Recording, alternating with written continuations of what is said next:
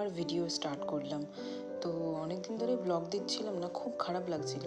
অনেক video shoot করে রেখে দিয়েছিলাম, কিন্তু সেগুলো কোনোটাই মানে রেকর্ড করে আর কি ভয়েস রেকর্ড করে দিতে পারছিলাম না।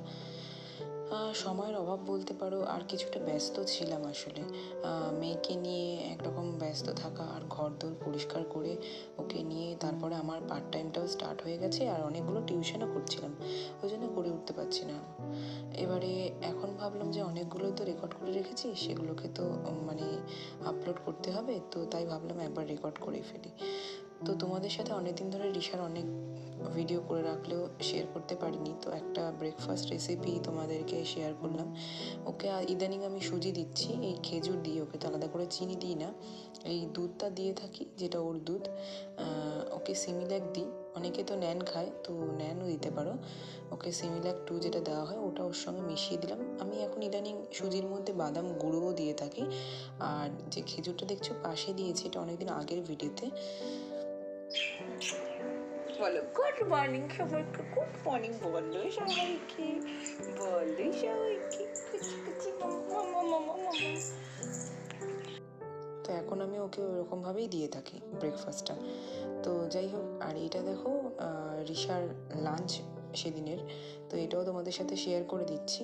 একটা দিন লাঞ্চ দিয়েছিলাম এরকম গাজর আর বিনস আর আলু দিয়ে, অল্প একটু নুন দিয়ে ওকে সিদ্ধ করে দিয়েছিলাম। মানে এটাকে আমি আসলে মাছের ঝোল বানাচ্ছিলাম। তো মাগুর মাছ ওর বাবা এনে দিয়েছিল, আমি ওটাকে ঘরে কেটে পরিষ্কার করে ধুয়ে আর সবজিটাকে আলাদা করে প্রেশার কুকারে সিদ্ধ করে নিয়েছিলাম।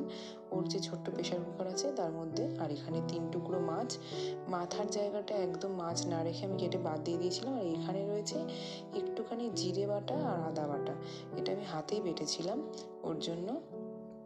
আর এখানে জিরে ফোড়ন দিয়েছি, গোটা জিরে সাদা জিরে ফোড়ন। তোমরা এইভাবে চাইলে মাছ বাচ্চাদের রান্না করে দিতে পারো। বাচ্চাদেরকে তো এইরকম টাইপের মাছ খাওয়াতে হয় যেগুলো মানে কাঁটা কম বা ফ্যাট জাতীয় মাছ নয়, এরকম টাইপের মাছ।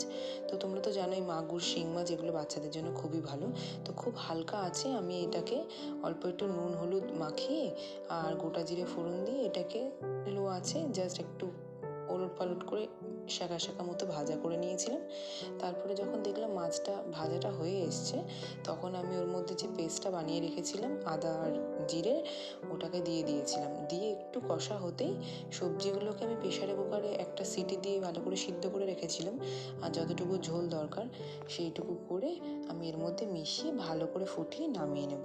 তো এইভাবে চাইলে তোমরা বাচ্চাদেরকে, ওই যারা 8 মাস বা 7 মাস, আমি 8 মাসের পর থেকেই রিশাকে খাইয়েছি।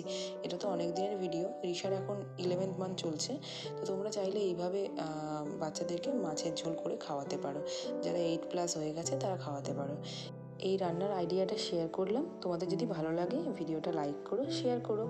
আর অনেক দিন ভিডিও দিইনি তার জন্য সরি, আমি চেষ্টা করবো এবার কন্টিনিউ করার। চলো আজকের মতো টাটা।